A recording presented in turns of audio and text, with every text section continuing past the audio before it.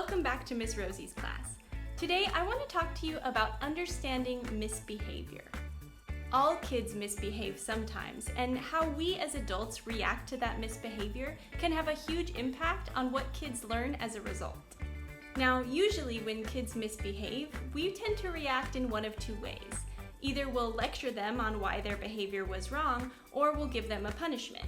But then what? When you were a kid, how often did you come away from a lecture or a punishment feeling like you really learned something?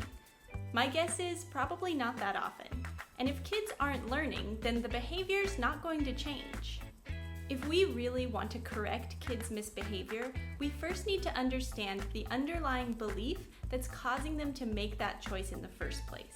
Then we can address the root of the problem, which is the best way to keep the misbehavior from happening again. According to a method called positive discipline, there are 4 underlying causes of misbehavior. They call these the mistaken goals.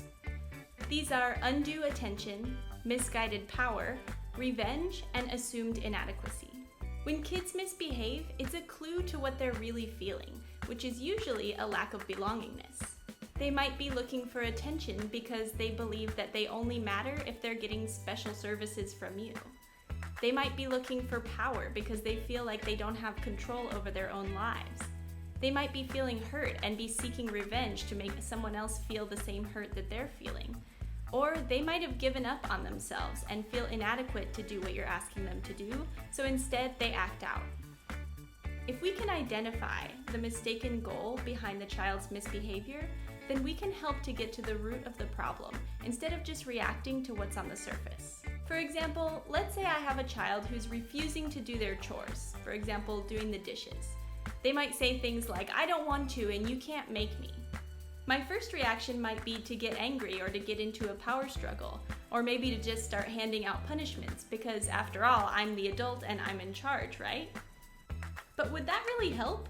It's exhausting for everyone, and it doesn't really solve the problem. In fact, it might make tensions even worse, and it definitely won't stop the behavior from happening again.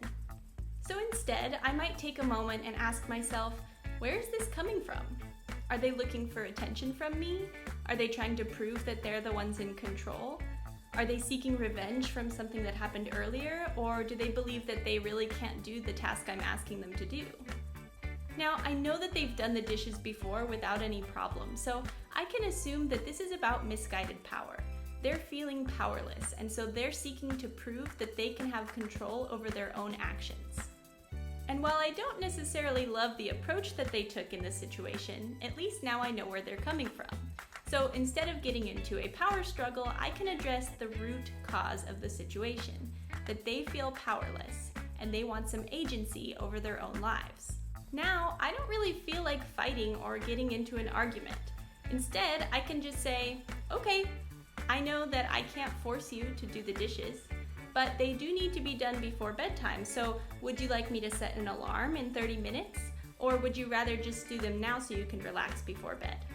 This way, I'm not fighting, but I'm also not giving in. Instead, I'm offering the child a choice, which shows them that actually they do have power over their actions. They still have their responsibilities to complete, but they get to choose when and how they do them. It may take some investigating, but all misbehavior can be traced back to an underlying belief. Just like adults, kids always have a reason for why they do what they do, even if the reason isn't clear to us at first. So instead of getting angry when our kids misbehave, we can work to understand why they made those choices and to help them understand what better choices they can make next time. Thank you so much for learning something with me today, and I hope to see you next time in Miss Rosie's class.